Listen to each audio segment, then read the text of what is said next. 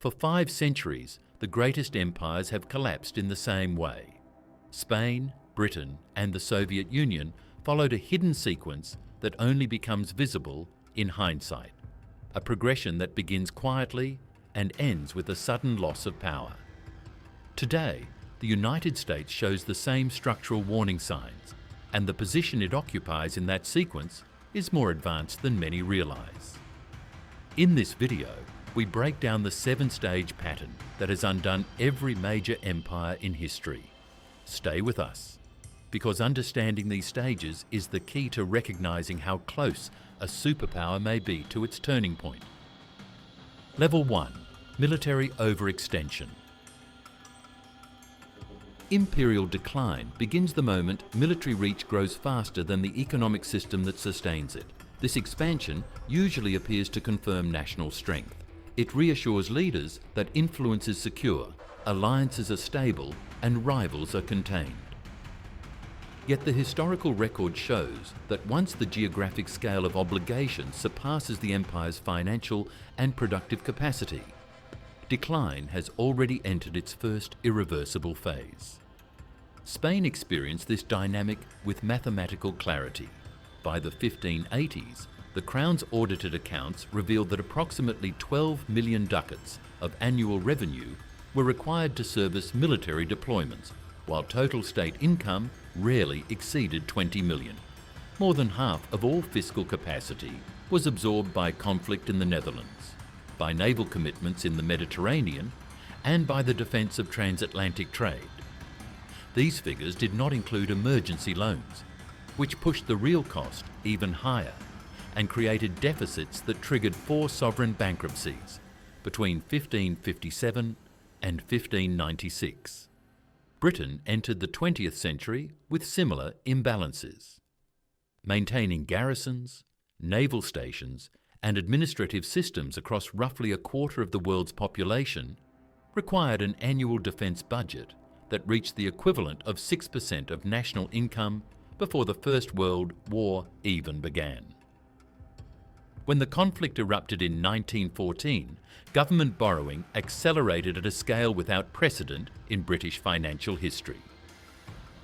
National debt rose from $650 million to more than $7 billion by 1919, an increase of more than 1,000%. The empire survived, but its financial foundation never returned to pre-war stability. The Soviet Union confronted the same structural limit.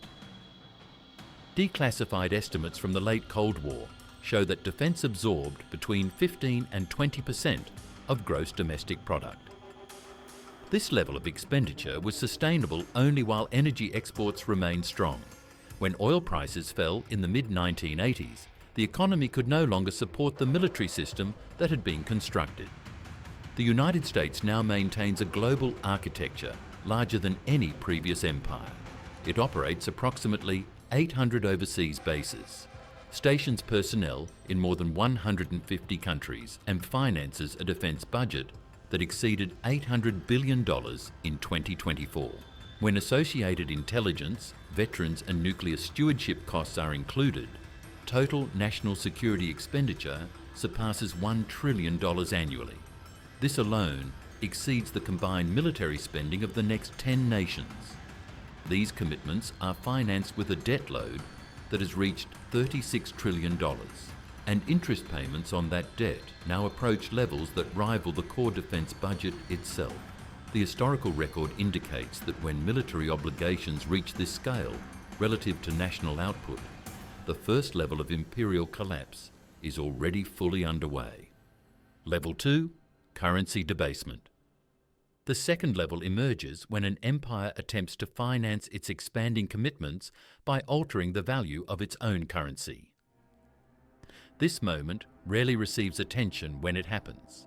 It feels administrative rather than catastrophic. Yet in every major imperial system, the weakening of the currency marked the point at which long-term stability became mathematically impossible. The mechanism differed across centuries, but the effect remained the same: expansion of the money supply without equivalent creation of real economic output, eroded trust, accelerated inflation, and set in motion the financial deterioration that no empire has ever reversed.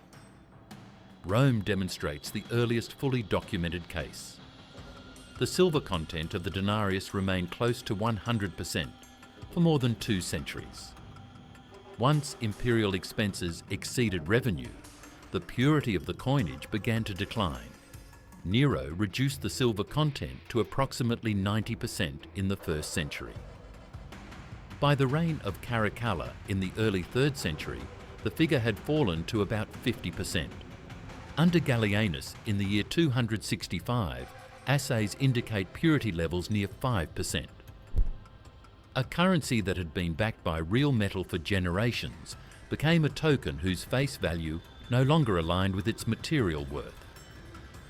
Price records from the late Empire reveal increases by factors of 50 within decades, a scale that rendered the traditional fiscal system unworkable. Spain created a different but equally destructive form of debasement during the 16th century. The discovery of the Cerro Rico silver deposits in Potosi allowed the crown to mint unprecedented quantities of new currency.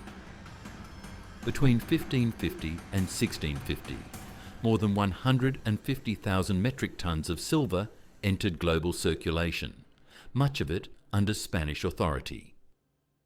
The metal was genuine, but the supply expanded so rapidly that it triggered Europe's first sustained inflationary cycle. Prices in many regions tripled within several decades.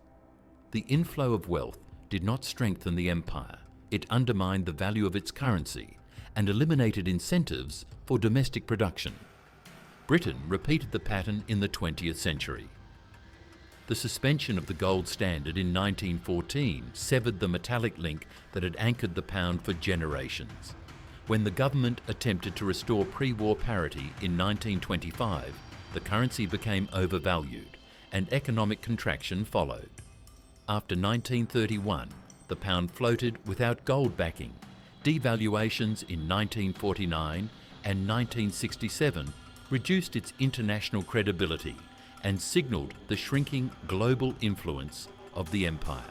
The United States now operates a purely fiat currency. When the gold window closed in 1971, the dollar ceased to be convertible into metal. Since 2000, the broad money supply has increased by several 100%. Between 2020 and 2022 alone, the Federal Reserve created more than $4 trillion, a figure larger than the total amount created during the entire 20th century. Inflation reached levels not witnessed in 4 decades, and the purchasing power of the dollar has declined steadily. Historical precedent shows that once an empire enters this stage, confidence becomes the most valuable asset. It is also the most fragile. Level 3, the debt spiral. The third level begins when an empire attempts to solve the financial pressures created in the first 2 levels by borrowing on a scale that surpasses its long-term productive capacity. At this stage, the currency has already been weakened and military commitments exceed sustainable limits. Debt becomes the mechanism that holds the system together. It also becomes the mechanism that accelerates its decline. Once constant borrowing replaces balance finance, interest costs begin to compound faster than revenue. The state becomes dependent on credit not to expand, but simply to maintain operations that earlier generations could fund directly. Spain illustrates this dynamic with clarity.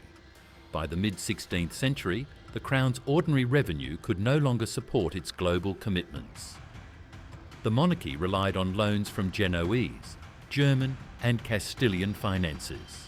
Financial archives show that by 1557, interest payments consumed 1/3 of all incoming funds. When military costs rose, the government borrowed again. Defaults in 1557, 1560, 1575 and 1596. Each resulted from the same condition. Interest obligations grew faster than taxation or trade income. After every restructuring, the cycle resumed, because the empire's strategic commitments required expenditures that no fiscal reform could match. Britain experienced a similar transformation during the 20th century. The First World War multiplied national debt more than tenfold. The Second World War nearly doubled it again. By 1945, debt stood at more than 270% of gross domestic product. Interest payments competed with reconstruction costs, social programs, and the maintenance of overseas commitments. Economic records from the post-war period show that Britain devoted significant portions of annual budgets to servicing obligations accumulated during earlier conflicts. The empire entered a path in which debt determined policy rather than policy determining debt. The Soviet Union faced a related but distinct version of the spiral. Its command economy concealed structural deficits through state accounting practices. Yet external reports from the late Cold War indicate that the government relied increasingly on credit and commodity sales to obtain hard currency. When oil prices fell in the mid-1980s, foreign exchange earnings collapsed. The state struggled to secure financing on international markets. This shortage triggered reductions in imports, shortages in domestic goods, and a rapid erosion of political stability. The system entered a cycle in which the absence of credit intensified economic contraction. The United States now carries a national debt exceeding $36 trillion. Interest payments in 2024 reached levels close to $1 trillion annually, a figure comparable to the core defence budget and larger than the budgets of most federal agencies. Domestic revenue cannot reverse the increase, because annual deficits persist even in periods of economic expansion. Historical precedent shows that once interest payments begin to rival or surpass essential state functions, the debt spiral becomes self-perpetuating. Each additional borrowing cycle deepens the structural imbalance. No empire has escaped this stage once it has reached this scale. Level 4. Loss of productive capacity. The fourth level begins when an empire's ability to produce real economic value declines faster than its financial and military commitments grow. This transformation does not occur quickly. It unfolds over decades as incentives shift, as imported wealth replaces domestic innovation, and as the economic core of the empire erodes while the outward appearance of power remains intact. Historians often identify this phase only in retrospect, because the empire still commands territory, still operates a global system, and still projects influence. Yet beneath the surface, the productive foundation that sustained its rise begins to fracture. Spain in the 16th and 17th centuries offers the clearest demonstration. The enormous inflow of silver from the Americas created an economy powered by extraction rather than production. Economic records from Castile show that textile manufacturing declined significantly after the 1550s. Agricultural yields stagnated and urban workshops contracted. The Crown's decision to finance its economy through colonial bullion rather than domestic industry produced a structure in which wealth entered the country only to flow immediately outward. Spanish silver paid for Italian silk, Dutch shipbuilding, and French goods. By the early 17th century, several regions of Spain imported grain despite possessing fertile land. The empire controlled immense wealth yet produced little of its own. Britain followed a different path but reached a similar condition. The First World War weakened industrial capacity through redirection of resources toward military needs. The interwar years offered only limited recovery.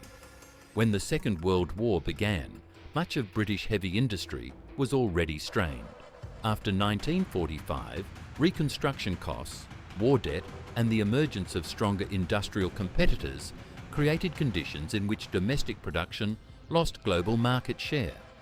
Archival data from the 1950s and 1960s show persistent balance of payments deficits, driven in part by the need to import manufactured goods that Britain had once produced. The empire retained global reach, but no longer possessed the industrial base required to sustain it. The Soviet Union experienced a collapse of productive capacity rooted in its command economy. Central planning suppressed innovation and prioritized quantity over quality. By the late 1970s, technological development lagged far behind that of the United States and Western Europe. Agricultural inefficiencies forced the government to import grain from abroad. The system could mobilize resources for military projects, but it could not produce consumer goods or advanced technology at levels required for long-term stability. The United States now imports more than it exports by margins that exceed $800 billion annually.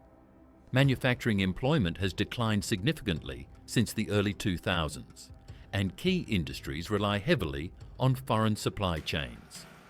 A wide range of essential components, including pharmaceutical ingredients, specialized electronics, and advanced materials, are sourced from abroad. This creates vulnerability when financial pressure intensifies. Historical patterns show that when an empire becomes dependent on external production, its strategic resilience diminishes. Once productive capacity erodes at this scale, the path toward later stages of imperial decline becomes difficult to reverse. Level 5. Social decay and internal fragmentation. The fifth level emerges when the internal structure of an empire begins to deteriorate faster than its institutions can maintain public trust. This process is not immediate. It develops gradually as economic pressure intensifies, as living standards stagnate, and as confidence in political leadership weakens. The empire still appears functional from the outside, yet internally the social bonds that once provided cohesion begin to break down.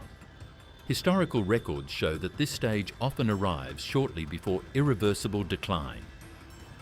Spain entered this phase in the early 17th century. The inflation created by silver imports reduced the purchasing power of ordinary citizens. Wage records from Castile show that real incomes fell consistently across several decades. As the economy contracted, skilled workers migrated to more prosperous regions in northern Europe. Urban centres recorded rising poverty, and crime became more common in cities such as Seville and Madrid. The Crown attempted reforms, but social fragmentation deepened as economic pressure persisted.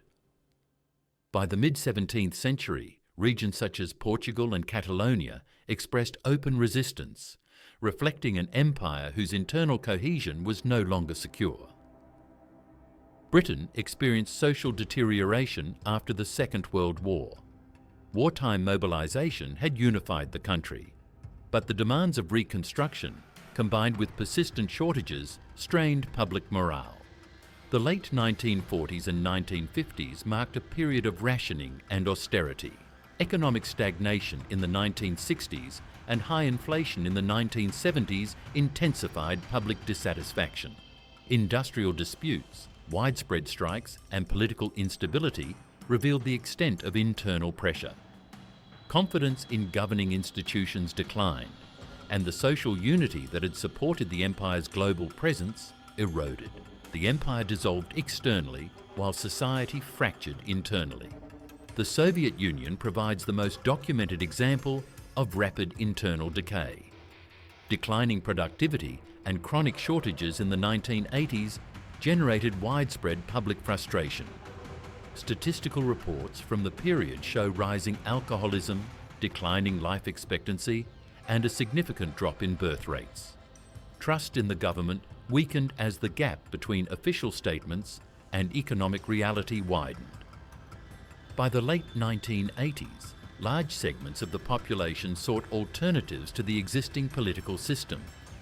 Nationalist movements in the Baltic states, the Caucasus and Eastern Europe reflected a society that no longer viewed the central government as legitimate. The United States now displays several indicators associated with this level. Rates of violent crime remain elevated in many urban areas. Surveys conducted by research institutions show that public trust in federal institutions has fallen to historic lows. Life expectancy has declined in recent years, influenced by rising deaths from opioids and chronic health conditions. Fertility rates have reached levels below replacement. Homelessness has increased across major cities, while political polarization has intensified to a degree rarely recorded in modern American history. Social fragmentation does not signify immediate collapse, yet historical evidence shows that once an empire enters this stage, internal unity becomes difficult to restore. The pressures created in earlier levels begin to manifest directly within society, and the path towards subsequent stages becomes increasingly visible. Level 6. Loss of reserve currency status. The sixth level begins when an empire starts to lose the international confidence that once anchored its currency. The shift is subtle. It emerges through gradual diversification of central bank reserves, through bilateral trade conducted outside the dominant currency, and through the growing perception that the financial base of the empire is less secure than before. Reserve status once allowed the empire to finance deficits and sustain global commitments at a cost other nations could not match. When confidence fades, this structural advantage weakens. Spain never held a formal reserve currency, yet the Spanish silver dollar functioned as the primary medium of global trade during the 16th and early 17th centuries. As inflation reduced its value, merchants across Europe and Asia sought alternative forms of payment. The currency lost influence not through a single event, but through countless decisions made by traders who no longer trusted its stability. Britain experienced a fully documented loss of monetary leadership. In 1913, the pound sterling supported most world trade. The financial strain of two world wars, combined with rising debt and diminished industrial capacity, made the pre-war system unsustainable. At Bretton Woods in 1944, global finance shifted to the dollar. Devaluations of the pound in 1949 and 1967 confirmed the decline of British monetary power. The Soviet Union never held reserve currency status, yet the late Cold War revealed the same dynamic. As the economy weakened and shortages increased, neighbouring states reduced their reliance on Soviet trade structures, signalling a wider loss of confidence. The United States now faces early indicators of this level. At the start of the 21st century, more than 70% of global reserves were held in dollars. By 2024, the share had fallen to approximately 58%. Several major economies have increased gold holdings, and new trade agreements allow cross-border transactions without reliance on the dollar. Historical precedent shows that once reserve status erodes, the process rarely reverses. The empire enters a position in which its financial influence no longer matches its global obligations. Level 7. Sudden collapse. The final level is defined not by gradual decline, but by a rapid contraction of power that arrives faster than the political system can respond. Empires rarely anticipate this moment. The external structure appears stable until the final stages, yet beneath the surface, the mechanisms that once sustained the imperial system have already failed. When confidence in the currency disappears, when debt servicing becomes unmanageable, and when internal cohesion weakens, a single financial or geopolitical shock can convert long-term vulnerability into immediate crisis. The defining feature of this level is speed. Each previous stage weakens a different pillar of stability, leaving the empire unable to absorb further pressure. The Western Roman Empire illustrates this clearly. By the mid-5th century, the currency had lost most of its value. Armies once financed through reliable taxation depended on irregular payments and requisitioned goods. When the state could no longer support frontier forces, defensive lines collapsed within decades. The formal end in 476 followed a long deterioration. Yet the final transition from financial breakdown to political dissolution occurred rapidly. Spain experienced a comparable acceleration. Inflation, defaults and unrest accumulated over decades, yet the decisive contraction occurred between the 1640s and the early 1700s. Portugal broke away, Dutch territories were lost, and the War of the Spanish Succession confirmed the empire's diminished status. Britain's collapse moved even faster. In 1914, it governed the largest empire in recorded history. By 1947, it withdrew from India, and within 2 decades, most of its global structure had disappeared. War debt, devaluations, and industrial decline converged to produce a rapid loss of influence. The Soviet Union offers the most abrupt example. Economic contraction and internal instability in the late 1980s triggered a sequence that dismantled the state within approximately 900 days.